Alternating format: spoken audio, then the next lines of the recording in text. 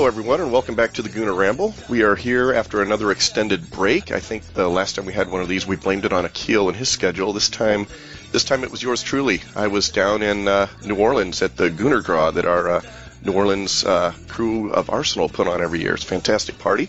So I'm back from a tremendous amount of fun, a lot of drink, and way too little sleep. And that's like university.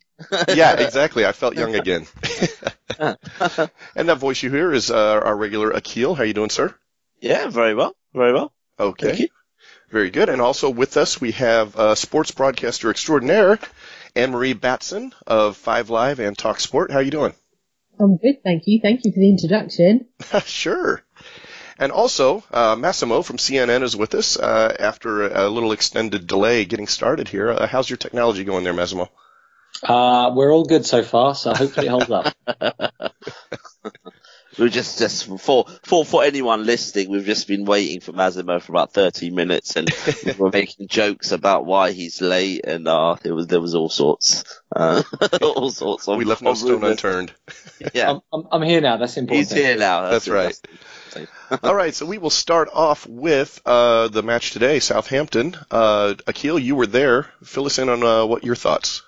Yeah, it was quite a nice game actually. First half actually, I quite enjoyed the game, which was it sounds funny to say, but I haven't really been enjoying watching Arsenal play recently. Even on Thursday night when we played at 1-3-0, it was still, I don't know, it wasn't fluid and it wasn't as enjoyable. But actually, this was, I think, our second goal was a really good team move, and we looked comfortable. At no point did I feel Southampton were going to come back into the game, and maybe it says a lot about them as well. But it just felt so comfortable that it's not often where I'm confident we'll keep a clean sheet, but actually at half time I kind of was. I was thinking, well, they haven't really done much, so we should be okay. I guess the only disappointment is we didn't score a few more goals just to get that goal difference up and put out a little bit of a statement, especially with kind of Spurs losing yesterday. Man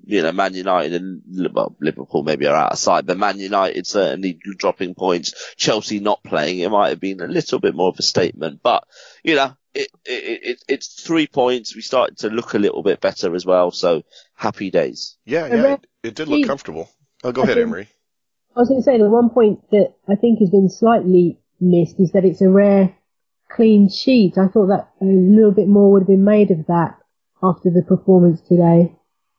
Yeah, a couple of key saves from Leno, I think, too. Yeah, he made two good saves, didn't he? Maybe 3 actually. But it was quite comfortable though. At no point did Southampton really look a threat.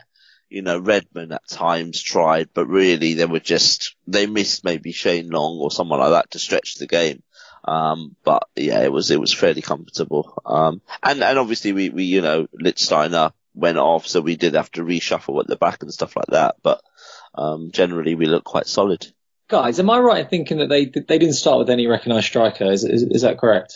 Well, not really. Charlie Austin came on for them, so it wasn't a traditional. There was someone playing kind of in that. Yeah. Nine, but well, he wasn't one of their ones we recognise. Yeah, I mean we've not kept clean sheets probably against worse teams, but let's be honest, this is a very, very poor Southampton team who didn't really look like they came with much ambition to do anything other than get a draw. Yeah, I mean exactly. I can't. I mean, how many? 2? Maybe we kept 2 clean sheets this year, 3 maybe this season. Exactly. It's not to be sniffed at. It's certainly not one to be. Right about. Yeah. Yeah. And our prolific strikers didn't have their shooting boots on today. Really, I mean, there was a few chances left out there, like you said, Akhil. We should have had more. Yeah, I mean, Lacazette had that really good second chance just near the end of the first half that he should have scored. Yeah. And Aubameyang had a couple of chances when he came on. So yeah, we weren't, it was funny because actually the first 20 minutes we had 2 shots on goal. Southampton had 2 shots. We were clinical. They weren't. And you thought, oh, this is different. Arsenal are actually quite clinical. We continue this. We could get 4 or 5. But then after that, we just weren't clinical again. We went back to kind of being Arsenal again. But yeah. I mean, generally, Lacazette played well. He fought for every ball. He was kind of everywhere at times. He had a really, really good game.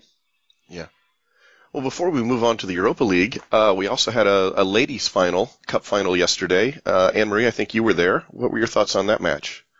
Yeah, so yesterday, Arsenal, they were the holders of the Continental Cup. So for those who don't know, that's the equivalent of the Carabao Cup in the Premier League. They were facing Manchester City women yesterday in the final, and unfortunately, Arsenal women, they lost on penalties. It finished 2-4 on penalties to Man City women.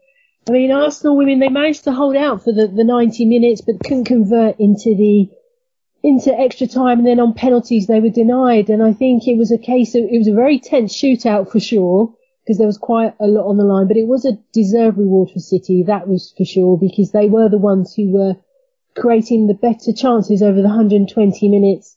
But for Arsenal, I think the injuries in terms of the women's team are coming home to roost. There were players on there in terms of Arsenal's team that haven't played a lot in terms of the first team, so there was a lot of disjointedness going on, if that makes sense, with the Arsenal. But they tried their very best to do it. But you could see that a couple of players, for example, Viviane Miedema, who's one of their top scorers for Arsenal women, she was suffering a little bit from fatigue, so she was on the bench for a little while.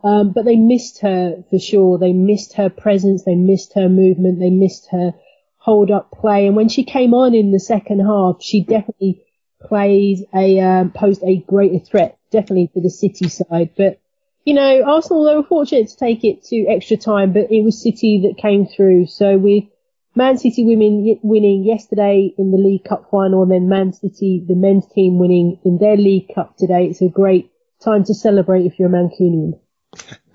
And it was quite a good attendance as well, actually, wasn't it? It was fairly well. I mean, I think the women's game generally is starting to become really well followed.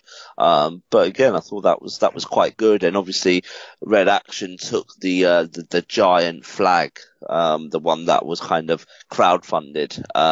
They took that over as well. So it was really good to see the kind of positivity and interest in the women's game and that final yesterday. Yeah, absolutely. There was I think it was about 2,500 in attendance yesterday. It was played up in Sheffield. What they're trying to do with the Continental Cup final is rotate it round. So last year it was held in the outskirts of London. This year it was up in Yorkshire. So they're keen to rotate it around. And as you rightly say, Akhil, it's generating a bit of interest, particularly with young children, families, young girls, young boys who want to come and watch. And the tickets, I think they're about £10-15 for the final yesterday. So, there's value for in it, and it's starting to gain traction. I think it was on not terrestrial, I think it was on BT Sport. On BT Sport, yeah. On BT Sport yesterday. I mean, that's a debate for another day in terms of coverage, but in terms of it was about 2,500. Yeah, I think there would have been more actually if the game was closer to London potentially. I think it was just obviously the travel and things like that, so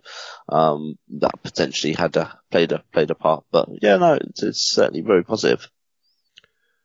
Very nice, very nice. Get to 2 finals back to back is a pretty good achievement, regardless of being injured and not coming through. Let's move on to the Europa League. We just had a draw, Rennes. Massimo, what are your thoughts on our Europa League draw?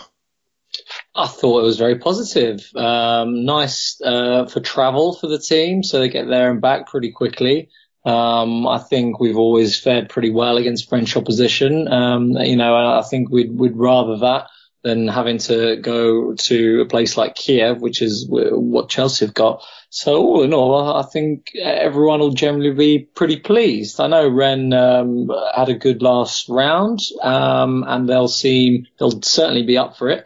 So it's not a gimme, but I think in the Europa League you got to look for short distances and teams sort of around your kind of weather climate so that you're not, going to these drastically different temperature places and playing on perhaps substandard pitches. I think all in all, is one to be happy about. Hopefully better than the Bate pitch, yeah. Yeah, exactly. Well, it can't be much worse. Yeah. Akhil, the matches got reversed. What are your thoughts on this? Yeah, so there's obviously quite a bit of background here. So sort of sitting on the board of the Arsenal Supporters Trust, we had written to UEFA after the kind of the 5:55 fixture was announced, and if you remember, it was actually going to be at 5 o'clock on a Wednesday, and they got changed to the Thursday at 5 to 6. And the reason being is that they say that there's a city clash. They don't want two teams from the same city playing at the same time at home, which, is debatable. I think it's more around TV broadcasts, I would say. Arsenal and Chelsea are massive draws in this Europa League. And actually looking at the draw and looking at all the other teams in the competition, not just about winning it, because actually, Arsenal would be up there. I think maybe Seville and Napoli are probably the two maybe favourites, but then after that you've got Chelsea, Arsenal that come in, so Valencia potentially as well. So in terms of who the punters want to watch, it probably is Chelsea and Arsenal. So, BT Sport pay a lot of money for kind of, the Europa League and things like that. So they obviously want to scatter the matches. We've seen that with the Champions League. I mean, do you remember years ago the Champions League used to have half the fixtures on Tuesday, half on kind of Wednesday, but you don't have that anymore. It's all scattered. It's kind of two games are on at the same time, but then that's it. Sometimes one's early as well. So we're seeing it more and more. So it was a case of we wrote to UEFA about this and said that a 5 to 6 kickoff in London just really doesn't work. You've got normal office times, office hours are till about 5:30, maybe even 6 o'clock. So you've got a lot of supporters that potentially won't be able to come. People don't live in London anymore, potentially work outside of London. So it's a really tricky time.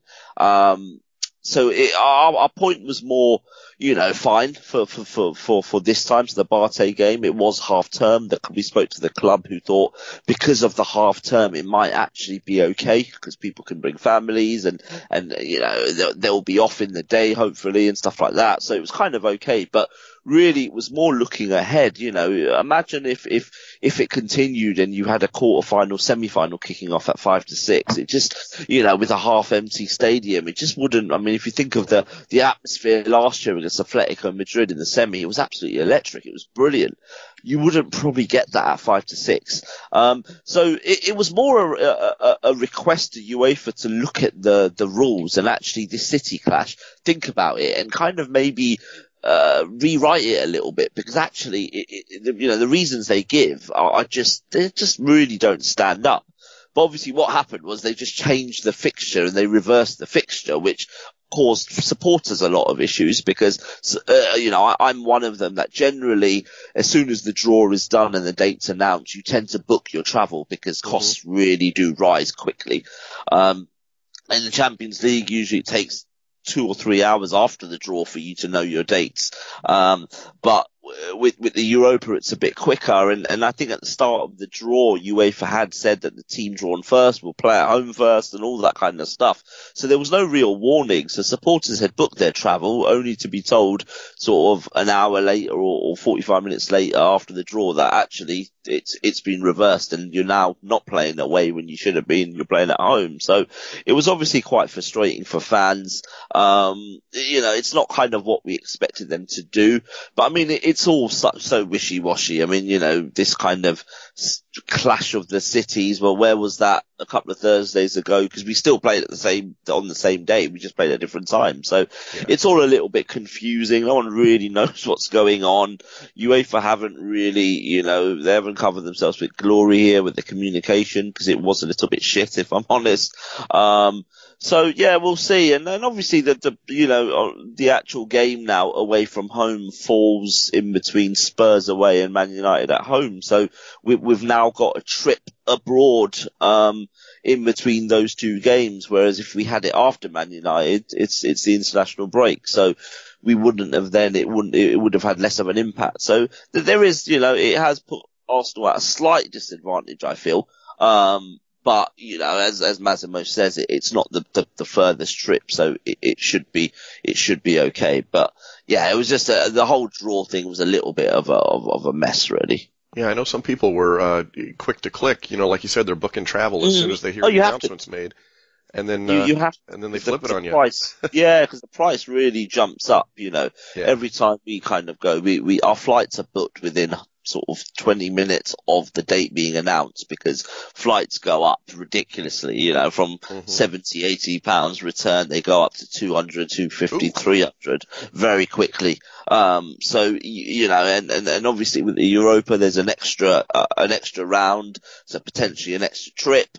So it's one of those that it's quite, there's a whole wider thing with football at the moment, because on the same day we had the TV fixtures announced. And if you actually look at our fixtures, Rick, for kind of April, they're all over the place. There's games move from weekends to Monday nights. Yeah, I hate those Monday games. Yeah, there's a potential one game, Leicester away, could be a Monday night, but if we get to the Europa League final, it's a Sunday, which means fans can't book their trains to Leicester yet, because we don't know when we're going to play.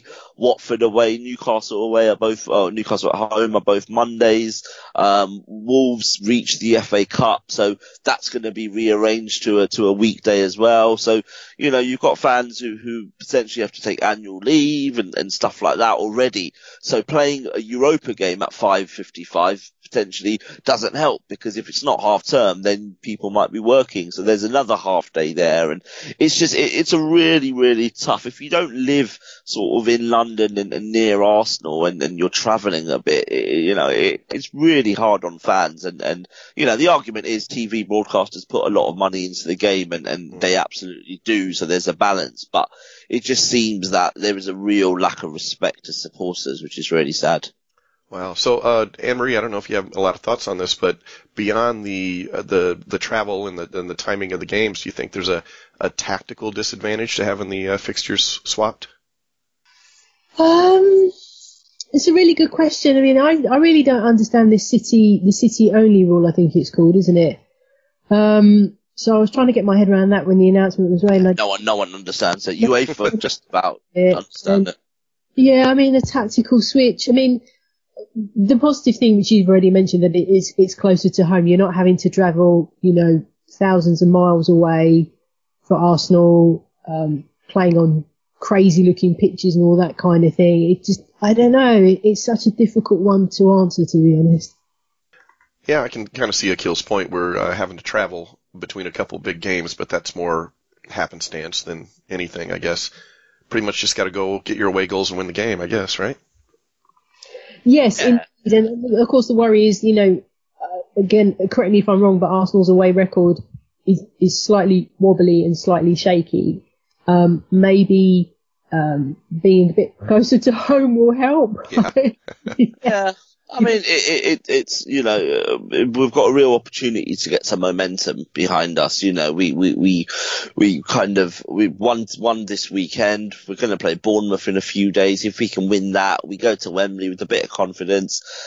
Spurs have obviously lost a game, so Spurs will be favourites to beat Arsenal in the North London derby, unfortunately. But if you can get a positive result, then actually we'll go to France with confidence, and you can build that momentum. And potentially, if you get a positive result, then actually it impacts the game against Man United, because you feel that, well, you might not need to, it's not a question of resting players, but if you go to France and could win it 2-0, 3-1, something like that, then suddenly against Man United, you won't feel that, oh, we better take a player off. Aubameyang better come off at 20 minutes to go to keep him fresh for the following Thursday. Whereas that, it's kind of out your mind. So regardless of if you're playing home or away, you want to do well in the first leg to take the pressure off. So there's a good chance to build some momentum before the next international break. We've got about 5 games or so. So regardless, we would have had to play them home and away. It's just the order is slightly,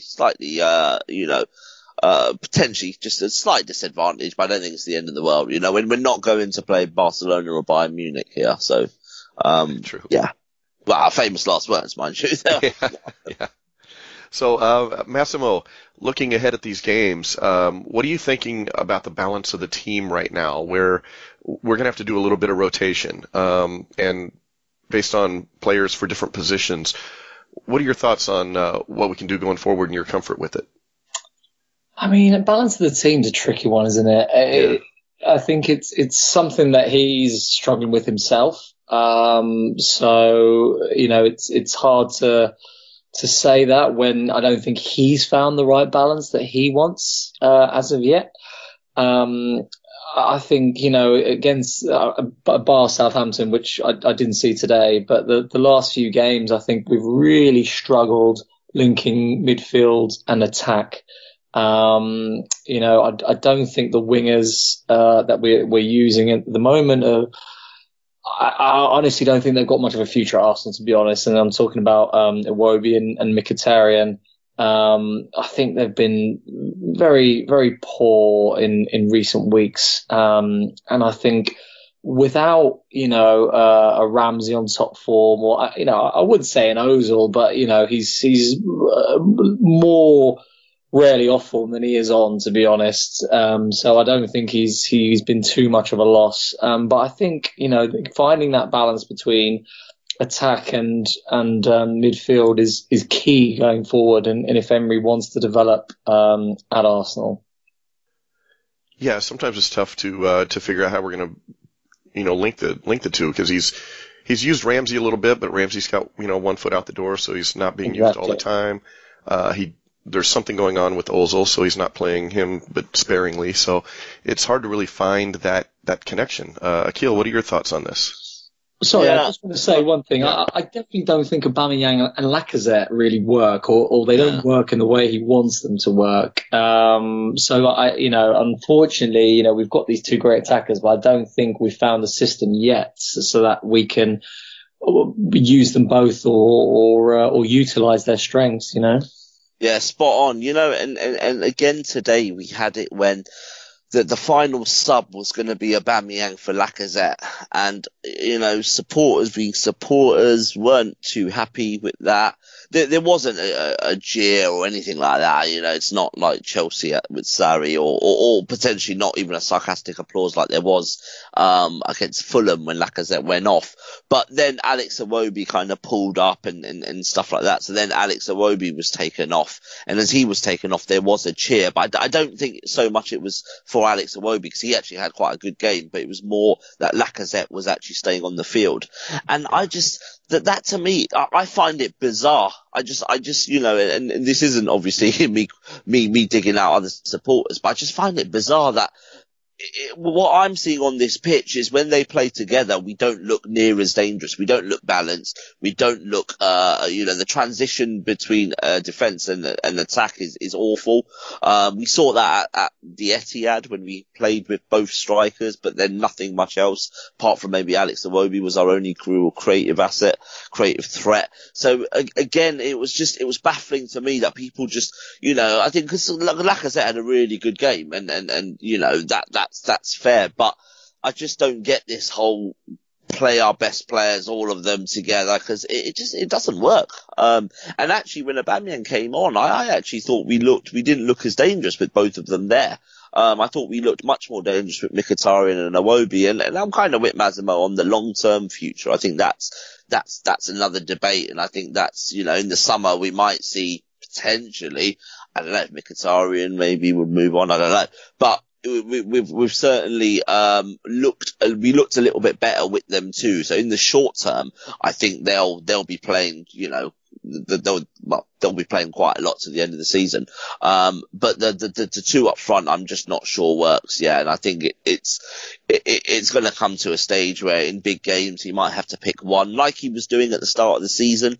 If you remember the kind of the Liverpool game, wasn't it? When Lacazette didn't start, Aubameyang did, but Laka came on and I think scored the equaliser. I might be wrong. He might have started. I can't remember. But there certainly were a host of games at the start of the season where only one of them played and the other one then came on and scored. I mean, Leicester at home was one when Aubameyang didn't start but came on and scored twice. And I think against Fulham as well away from home. So actually our best performances have actually been when only one of them started and the other one's come off the bench. So I think that's quite interesting. In terms of the balance, I thought with Xhaka and Torreira, we looked a lot better. Torreira's obviously had a little bit of a dip in the last kind of month. I think fatigue's playing a part. But I think when we see Xhaka and Torreira playing together a lot, I think that transition is a little bit better. We did look better today with Ramsey playing. Obviously, again, that short term. Where does Ozil fit? I don't know. I mean, interestingly, at the back as well, I thought Koscielny and Socrates looked quite good in previous games together. But then actually, Mustafi and Socrates today just looked really comfortable as well. And maybe it was against a poor Southampton team, but I'm not sure Unai Emery knows he's kind of his preferred kind of back four. You know, Monreal played on Thursday, Kolasinac today. You would think Bellerin comes in when fit. Holding, obviously, he seems to like. So I'm not really sure he knows kind of who his best kind of defence is. But I think in midfield, I think the Xhaka and Torreira is his first choice, when fit, when on it. And I think now we're starting to see that Iwobi and Mkhitaryan are kind of, you know, that's the way he's kind of going to go. So it will be interesting to see what happens with Lacazette and Aubameyang. It's fairly easy for the next few games with Lacazette banned from Europe. So, you know, Aubameyang will play in Europe, which means he may get a breather in the league. But I'm really interested to see who lines up against Spurs next week, because I'm not convinced we'll see both of them. But isn't it crazy? I was going to say, as you were talking, I was thinking about it, because for me, it's the midfield that he doesn't know what his best is. I think Emery's still trying to figure that out. And for me, he doesn't know who his second string team is. When we've got a team at the moment, well, at the beginning of the season anyway, that were firing, 22 games unbeaten, and then things started to fall away a little bit. I thought the best team that we had was actually when it was the North London Derby Part 1.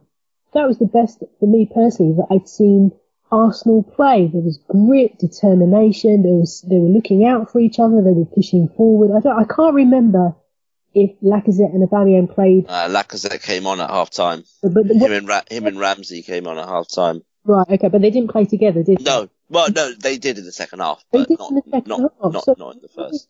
Forgive me, but why can we not? I know injuries are playing a part, but isn't that worked with the two of them? I just think because of injury and because he doesn't know what his midfield is and because he doesn't know what's going on with Ozil, I think it's all mishmash and patching it together and, let's just try and get over these next few games. I agree with you, Akhil, about Torreira and Xhaka. I mean, I never thought Xhaka could find somebody to partner with him, but clearly he does have a working relationship. Yeah, he's playing well. Oh, yeah. Hopefully. Always worries me when I see his name on the team sheet, but he's, given his due, he's doing okay. So I think, me personally, I just think Emery doesn't know who, I agree with you. He doesn't know who his first team is, particularly in the midfield. I think defensively, I think he's getting there with, unfortunately with Holding being out with a long-term injury and also Bellerin with his, by the way, did anybody see that picture that Bellerin posted of his knee? Yeah. Did anybody see it? Goodness. Yeah, it's on Instagram. Yeah.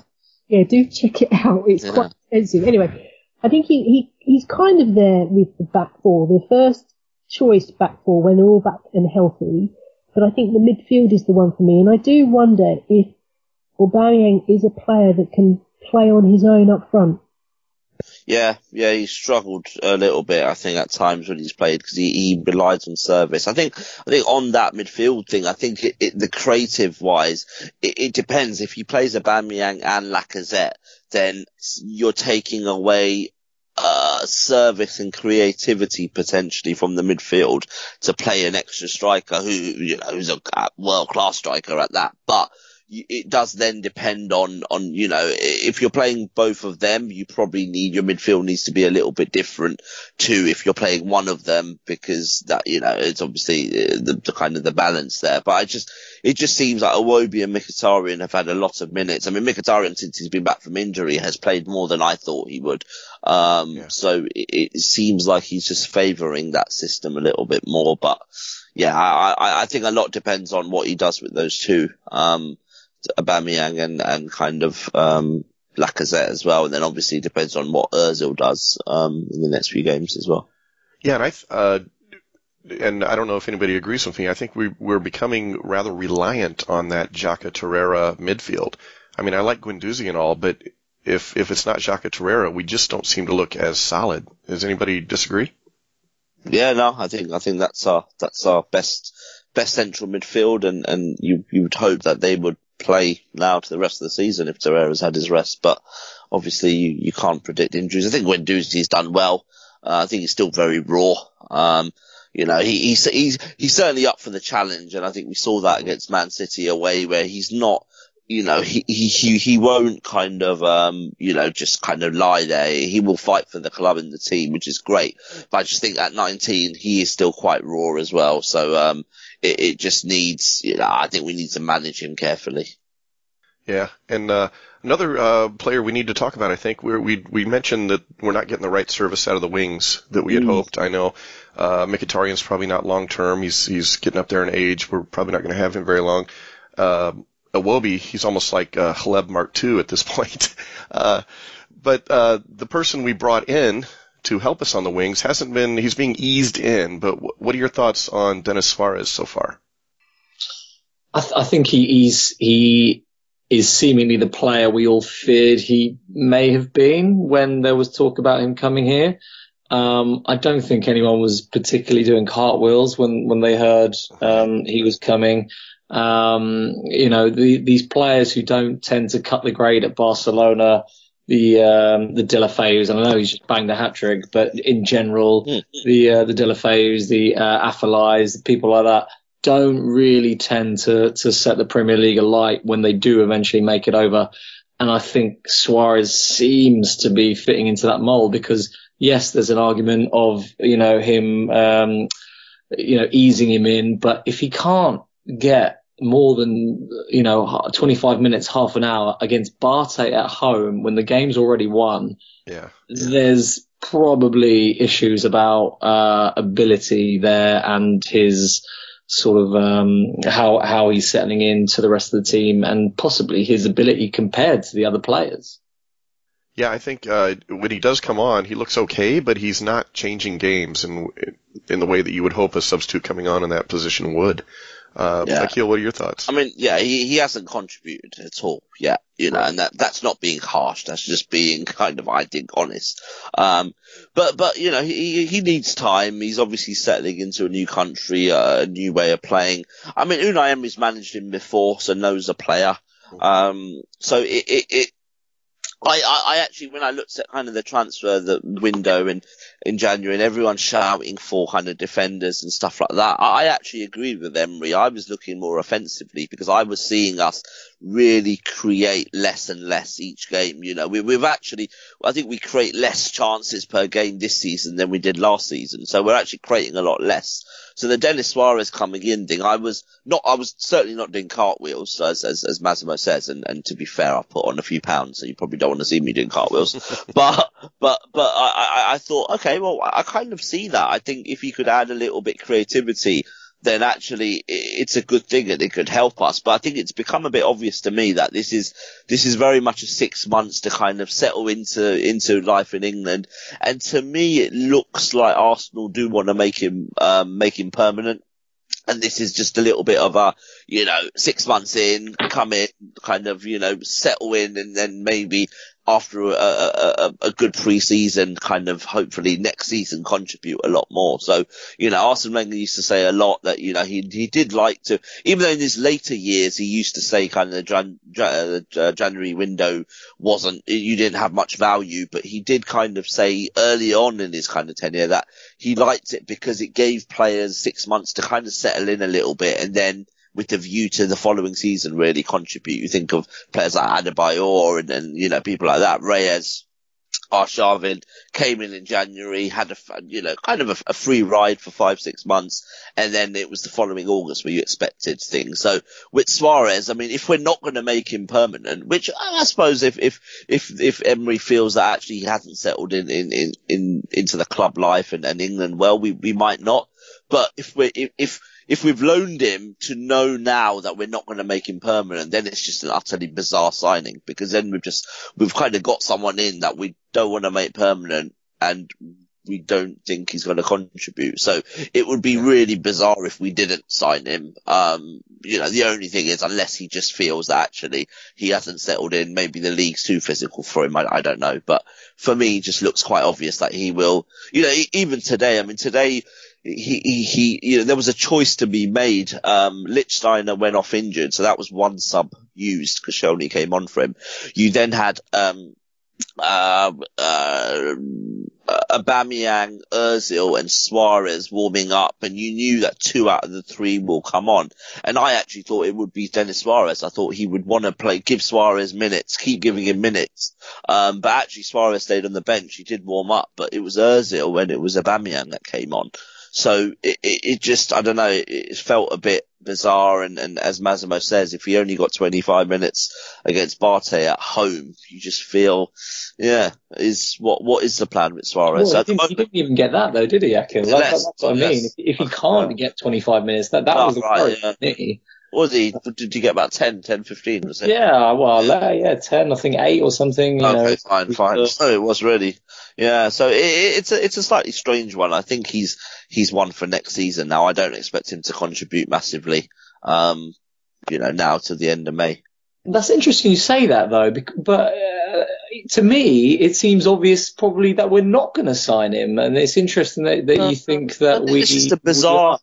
But then it's a bizarre loan signing. Well, yeah, exactly. That's what it looks like to me. It looks like we've kind of brought someone in, for a quick fix that is not going to be, featuring that much, or is not good enough. And I think that was the worry, I think, for most fans, that, people weren't overly convinced with him. I don't think anyone held out a great hope that he was going to suddenly come in and be a player that he never was at Barcelona.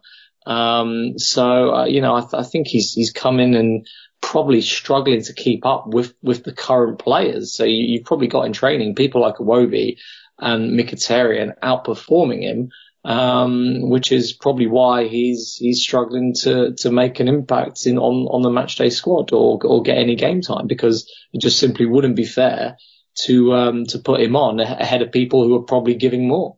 Yeah. And the reason why I think we are going to sign him is just looking at kind of what he's contributing now, the fact that we got him in January. And as I said, if we're not going to sign him, then I don't get it. I was at the fans forum when Raul talked about kind of loan signings and stuff like that in January, and he said that he just doesn't believe there's value in January. So what you want to get, what you want to do in January is find players that potentially aren't playing at their club, who then will come to you and contribute, who will potentially add something to your team because they're motivated and hungry, because they either want to move, and it's a shop window, or they want to go then back to their club with a bit of experience. So I kind of got that whole Suarez thing. He probably wasn't playing as much at Barcelona, sees it as an opportunity to potentially be in the shop window or just get some game time, but he isn't really getting that. So I'm a little bit confused on Suarez, and if we don't sign him, I will just think this has been a really, really bizarre signing, and we've had a few bizarre signings, but this one would be one of the most bizarres if he doesn't contribute and we don't sign him. Yeah, it's early still. We haven't seen much of him yet, but it certainly does seem bizarre. Yeah, I mean, he plays for Barcelona. He can't be a bad player. They have a lot of great technical players. So I'm sure if he kind of, once he settles in, he would, be able to add something. But it just means if he is only here on a loan, then the settling in period. If you're going to sign someone on loan in January to the end of the season and then they go back to their club, you really need someone who's kind of going to hit the ground running. Otherwise, it's a little bit pointless, I think. Yeah, when it comes to signing him in August, to be honest, I'm not that excited. I'd be more excited about bringing Reece Nelson back. Yeah, but I mean, again, it depends if we start to see a little bit more of him, and he starts to show signs where we actually think, no, there's a player in him, then potentially we might be a little bit more exciting. I think he's a bit of a victim that we're at the FA Cup, because he might have got a bit of game time there, which he hasn't got. Obviously in the league now we are fourth, so we are banging this race for the top four. So suddenly there's a bit more pressure there, and maybe there isn't that time to kind of just settle in as much. So maybe Emery's just being shrewd. He's not playing him to keep that price down come August. Yeah, maybe. Okay, let's talk about Emery. Anne-Marie, what are your thoughts on how Emery's been handling the team thus far? Oh, that's a really good question. How long do we have? All the time you need. All the time we need. I still believe in Unai Emery, that is for sure, and what he's trying to do with Arsenal. He needs time, but we now live in a world where people are impatient and they need to see immediate results. I think we started off on the right foot, as I mentioned earlier about the 22 game unbeaten, and things. Injury hits and, losing to, and I'm not being disrespectful, but to lower ranked teams. We put in a brilliant performance against Liverpool despite the loss. So there is, I believe there are signs there. I worry about the lack of clean sheets. I do think that's a massive factor. I'm just wondering if these ideas of what Emery wants to deliver are getting through, but not in terms of, and I don't mean that in terms of other players understanding it. It's me trying to understand what is it that Emery is trying to do. Is he trying to create a DNA, an identity for Arsenal? Or is he wanting them to be an attacking team, pretty much on the front foot from the minute the whistle goes? I'm not sure. And I guess, Akhil was talking earlier about formations and what have you, and what players work well together, because we still haven't seen the best 11. I think, people are still trying to figure that out. It's good to see after the results today that Arsenal are back in the top four. That did bring a smile to my face, but I do wonder how long that's going to last given the next run of games that Arsenal have. For reasons that we are not privy to, Arsenal decided to choose this man because they believe that he can deliver trophies, and we haven't got long to the end of the season. It would be interesting to read the score reports about how has he delivered on what was asked of him of this year. Was it to get us back in, was it to get Arsenal back into the top four? Was it for Arsenal to win a trophy, whether it be the Europa League or the Carabao Cup, or create a new look for Arsenal, a new identity, a DNA for the Gunners, ready for the next season? I don't know, and I'm struggling to figure it out for myself. Yeah, and it's always tough following a legend like Arsene Wenger. So his job is not easy. But Massimo, what are your thoughts on his management, particularly around Mesut Ozil? Do you think he's handled that properly? I think he's done the right thing with Ozil. I know, we all hoped and dreamed that Ozil would be this great hope for us. Sadly, in the cold light of day, he's really not delivered. He's played much more terrible games and anonymous games than he has good games. You could probably count his good games on two hands. And that's over, 3 or so seasons by now. So I think he's done the right thing, to be honest. I don't think Ozil's performances consistently justify his selection. He's sicker more than any sort of 12-year-old school kid I know. And it seems like he's always calling it in. So I think he's done the right thing, and I would hate for him to be judged on the Ozil situation and for that to be held up against him as what he's contributed this season in terms of analysing his debut season. I think he's done the right thing there. And but as Anne-Marie said, I think the real concerns are what identity he's trying to build, because I haven't really seen any evidence of one. I think the performances have looked quite confused and muddled at times. I don't really see any player particularly improving under him. And, when a new manager comes in, there's always one that usually looks reborn. You've got Pogba at United doing wonders now under Solskjaer. The Chelsea boys had it under Conte when he came in at the start. So these are the kind of things that would worry me. The positive is that he's not really taken us backwards, which was a genuine fear. Right. So I think, at the very least, we've sort of stayed steady. We've still got horrendous results in us, but we're still capable of producing a performance, as we saw against Spurs and against Chelsea. I think the away situation needs to be addressed. It's very worrying that we can't seem to go on the road against a good team and put up any sort of respectable fight. So I think that's something that would probably be concerning the higher ups at Arsenal and concerning the fans as well. So I think there's room to be concerned there. But also, it's early days, and we'll judge him properly at the end of the season, I suppose. Yeah, I agree that something had to be done with Mesut Ozil, something to motivate him, to get him, put that teacher's pet thing behind him. I'm just concerned that the longer it goes on, the more it becomes about egos rather than tactics. So I don't know if he's quite handled that right. Something needed to be done. Time will tell. But Akhil, what are your thoughts on Emery's handling of the team? Yeah, I think with the Ozil thing, I switched quite a bit there. Yeah. And because I look at things, and when I was seeing us, go to somewhere like West Ham, not create anything, lose 1-0, it was a horrible, horrible day.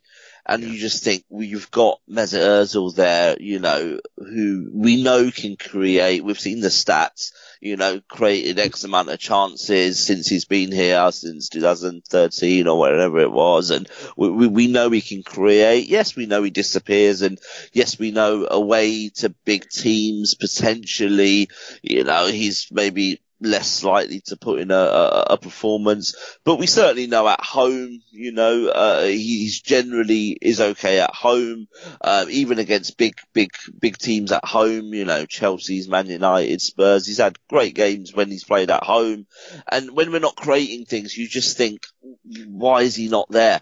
But I was really encouraged this week when Unai Emery spoke about Mesut Ozil, and actually, potentially there's a bit of a language barrier there as well. In the press conference last week, he was asked about his identity and he thought it was intensity. So he talked about the intensity to press and stuff like that. So there obviously is a language barrier and stuff like that. But he gave us a bit of insight into Ozil last week, and he kind of talked about Ozil in training, that Ozil needs to kind of, turn up to training every day, fully motivated and really work hard in training, not be, he kind of said that not be unavailable and not be unwell and stuff like that. So I think he was a little bit challenging Mesut Ozil to kind of, have 100% attendance, keep working hard in training, and actually you will get minutes on the pitch. And obviously he did that last week, and then he started against Barca, came on today as well, ahead of Denis Suarez, for example. Mm-hmm. So Emery is sticking to his word. So I think with Ozil, I think that frustration about why is he not playing for me has now gone.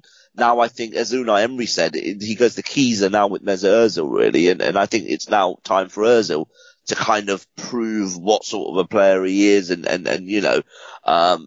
do that in training. So in a way, I think he's kind of sorted that. He's shown that, no player's bigger than the club. No one's going to kind of bully him. The club have obviously backed him as well, which I think is positive, and they should. Mm-hmm. So actually, yeah, maybe a week ago I would have said, I'm not sure. I questioned the way he's handled him, but now I actually think, yeah, maybe I can see the point. I just think he probably didn't communicate it with us. But it might be different. I mean, it's always going to be a story, but we might not be as focused on it as much if the team, if he was creating some identity without Mesut Ozil. Well, we've all brought it up. We're not seeing that identity, are we? Yeah, so on that, I mean, there's two things about how Emery's managing Arsenal. You look at results and you look at where we are. We are fourth today. We're still in the race, and I think the expectation this season was get us back in the Champions League. There's so many reasons why. I mean, firstly, Arsenal is a huge club and should be playing with Europe's elite. That's one. Secondly, financially, it brings you about 45 million in just to be in the Champions League, let alone get anywhere in the Champions League.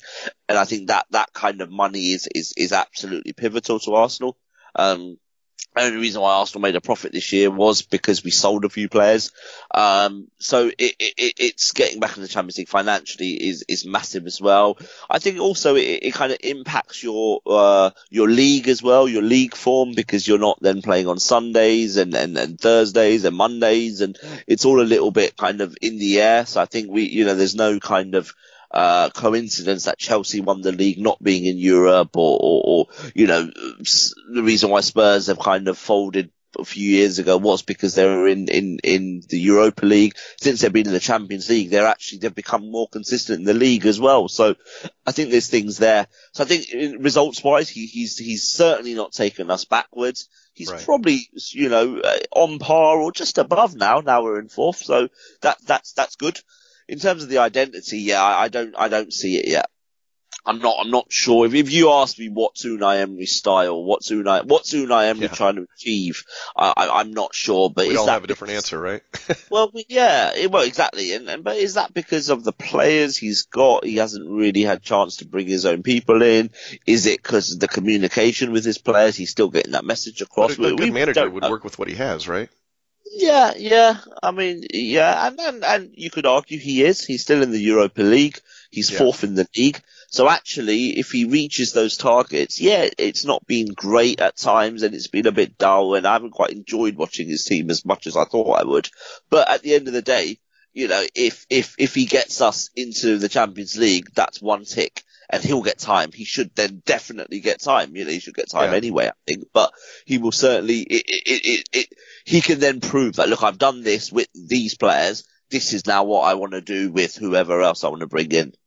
Interestingly, when he spoke to us at the start of the season, he said that he'd rather win a game 5-4 than 1-0.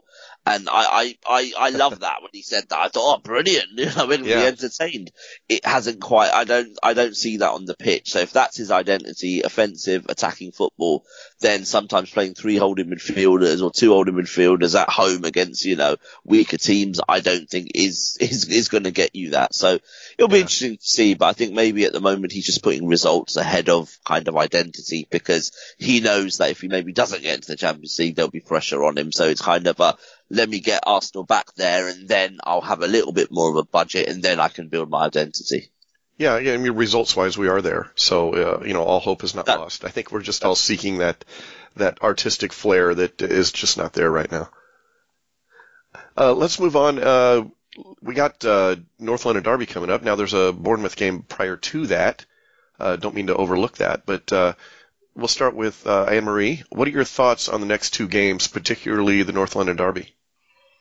The next 2 games for Arsenal are going to be really interesting. Bournemouth have caused problems for Arsenal in the past, so Emery's going to need to field a strong team. I'm hoping that the momentum that Arsenal have built today with the win against Southampton, they can take that into the Bournemouth game, because Bournemouth are not a pushover at all, and we should not treat them as such. And then once we get over that hurdle, then it's the return leg, if you like, of the North London Derby, and I'm feeling mixed emotions about it. I'm looking forward to it, of course.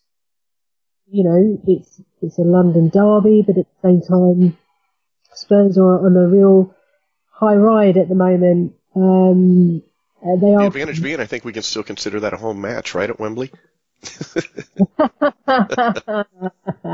very good. Spurs are going to be the favourites for sure. And what worries me is Arsenal's away record. So, I go in there with an open mind, but in both matches for sure, we should not treat the opposition as lesser mortals. We need to put out the strongest team as possible, and definitely a strong. I want to see a balance. I want to see an attacking team, but I want to see a team that also defend. And both Bournemouth, despite where they are on the table, they do have goal scorers, and so does Spurs. And Spurs don't need to rely on Harry Kane so much, even though he played at the weekend. They have Son, they have Eriksen, and they have other players who can just get goals as well. So let's not treat this. Let's not treat these games as afterthoughts. Let's treat these that we need to win both these games strongly, and send a message to the rest of the league that we are. All right. So Arsenal are going to win both? Oh, la la la! I'd like to think I think I'd like to beat Bournemouth. Definitely beat Bournemouth. Okay. And yes, I'd like them to beat Spurs as well. Okay. So go ahead. Just interestingly, I mean, Spurs go to Chelsea on Wednesday night as well. Yeah. So I know Chelsea aren't what Chelsea were maybe at the start of the season, but it's still a tough game. So we woke up Saturday morning with a 10 points gap. It's now 7 points. Potentially, if they drop points to Chelsea and we win, that could be down to 5, maybe 4. And then you suddenly go to Wembley thinking, God, if you win, we're only going to be a point or two behind Spurs, which is just amazing considering we were 10 points a week ago. So it's just, it's that momentum and all that is just key. That I think these kind of, we look to Spurs obviously, but I mean the Bournemouth game, this is actually a good test of Unai Emery actually and his management, because I would want to see if any complacency comes in at all. Sometimes under Arsene Wenger, you did used to feel that we would be, I know he used to say it's always the next game that's important, but sometimes you used to feel that we did have a bit of complacency at times, and we weren't sort of, it wasn't surprising when we would draw a game 0-0 at home when we were expected to win and things like that. We were flat track bullies at times, but it wouldn't surprise you. So it'll be interesting to see how fired up the team are, because I actually think, beating Bournemouth, getting 2 wins in a row when other teams are kind of, dropping points is so important. So, it'll be a good test. And then, we could even catch Spurs. So it's just, it's amazing how football can change in a week. So what are your thoughts? 2 wins? Definitely home win against Bournemouth. I still feel that we need to be, we were clinical early on against Southampton. But you just feel that there needs to be a little bit more creativity, and I saw signs of it coming back. So I think Bournemouth, I don't think it will be I think we may nick it 1-0 or something like that. I think it might be a bit of a tight tense game, because I think Bournemouth are a very good side. And then against Spurs, I can't predict North London derbies, because I can't not say Arsenal to win in any predictions I do. So against Spurs, certainly I can't. Even if I think Spurs are going to win, I'll never admit it, because you can't. You're not allowed to. Exactly. So I just hope that we beat Bournemouth and potentially Chelsea and Spurs draw or something like that, which then obviously increases our gap to Chelsea as well as minimises it to Spurs. And then, we go to Wembley and just kind of, play our hearts out. With a point to prove, right? With a point to prove, yeah. All right. Massimo, what are your thoughts on those 2 matches? Yeah, I echo the guys. Bournemouth's the one which we really got to get over first. And, the game being at Wembley against Spurs, I think helps us. If it was at White Hart Lane, I'd be a little bit less enthusiastic and confident. But I think, if we get a good result against Bournemouth and Spurs, do slip up, I think that gives us a big chance. They'll be nervous. And I think, we'd have a good chance, but it's going to be tough. And Emery does need to seriously, look at our away form and how we set up away against big teams. So it'll be interesting. Yeah. But confident. 2 wins? Absolutely. Absolutely. All right. I agree with everyone. I think the home game against Bournemouth will just take that since we're at home. Tottenham Hotspur. You're right, Akhil. I just can't. I can't say anything but an Arsenal victory. Yeah. Yeah, I mean, it's typical Harry Kane's back, though, isn't it? When we thought he was all going to be out for the game, it's typical that he's back. But yeah. And I'm going to say this: Bournemouth, Ozil, Tottenham, Ramsey. Yeah, maybe. That'd make complete sense. Yeah. And then actually, Ramsey started today. He was captain, which I still get really weird. I feel weird when I see him as captain, knowing he's going. But leaving, actually, he was so professional again today. He gave it his all. He went in for tackles, and you just think that if, God forbid, he got injured for himself and suddenly, I don't know what, I think he signed a contract with Juventus, but it's just, I'm really impressed at the way he's handling the whole situation, Yeah. And I have no doubt if he played against Spurs, he would give 100%. So, fair play it's a to Saturday at Wembley. I think it's all Ramsey. Yeah, no, I agree. All right. Well, I think that'll do it. I'd like to thank Akhil for putting this together. Yeah, no worries at all. Anne-Marie, thank you for joining us. Thank you, gents. Good to talk to you all.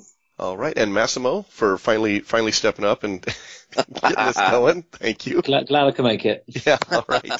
Thanks for popping in, mate. Yeah. If anybody wants to follow you guys, Akhil, your Twitter handle is? 10 Akhil. Okay. And Anne-Marie? Anne-Marie Batson. Okay. Massimo? Massimo Marioni. Massimo Marioni. And I am at Golf and Gooner. But I hardly ever tweet, so don't bother following me. Yeah, you've just been wasting your time. Exactly. Then again, I'm an easy follow, right? You never know. Oh, yeah. True. All right. Well, let's look forward to a couple of victories. And Akhil? Up the Arsenal.